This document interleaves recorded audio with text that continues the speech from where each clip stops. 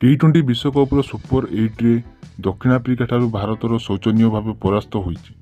Team India top order संपूर्ण विफल होइतिला।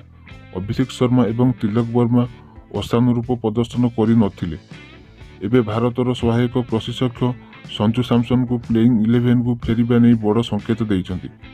आगकू भारतीय दल पय दुईटी मैच बेस गुरुत्वपूर्ण होई जाइछि। याकू दृष्टि रखी दलर केतेक परिवर्तन करा जाई पारे बोली संकेत देइछन्ति। सहकारी प्रशिक्षक रियान टेन डॉयसेट विशेषकर संजू सैमसन को दल में सामिल करा जिबा लागि विचार करा जाउछि बोली से कहिछन्ति। तेबे कहा बदल तांको सामिल करा जिवो से संपर्क में से किछि कहि नाहांती। से कहिछन्ति जे चलित विश्वकप रे भारतर टॉप ऑर्डर एक भल मूलदुआ स्थापन करिबारे विफल होईछि।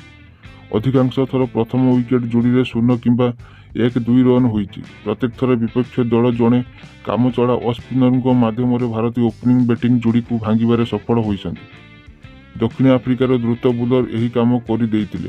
यही कारणर सूर्य कुमार और तिलक वर्मा को ऊपर मूलरू ही चाप रहुछि। अभिषेक शर्मा एवं तिलक वर्मा निराश करिसन्ति। अभिषेक शर्मा 15 रन एवं तिलक वर्मा 0 रे मध्य मैच रे विफल होइतिले। टीम इंडिया 76 रन रे परास्त होइतिला। एही पराजय परे प्लेइंग 11 रे संजू को कमबैक हेबो बोली संकेत दैछन्ति टीम इंडिया सहायक प्रशिक्षक रियान टेन डॉयसेट। संजू को प्रत्यावर्तन संकेत। भारतर पराजय परे सांबादिक सम्मेलन रे सहायक प्रशिक्षक रियान टेन डॉयसेट कहितले आम चिंता करबाकू पड़िबो। गत 5टी मैच रु 4टी रे जणे part time off spinner opening करिसन्ति एवं प्रत्येक थर आम विकेट हराइछु। आम प्रत्येक इनिंग्स रे विकेट सहित आरंभ करने उचित नुह।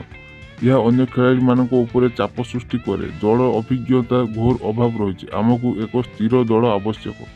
संजू सैमसन को दल को फेरिबा संपर्क में इंगित दे रियान कहिसन्ति प्रश्न हेउछि आपण कोन कॉम्बिनेशन सहित रहिबे ना परिवर्तन करिवे। संजू जने चमत्कार खेलाड़ी एवं तांको सहित आमर क्रमर शीर्ष जड़े डाण हाथी बैटर रहिबे। मु निश्चित जे यह आगामी 2टी गुरुत्वपूर्ण मैच पूर्व आलोचनार एक प्रमुख विषय होब। ब्यूरो रिपोर्ट ओडिशा टेक राजा।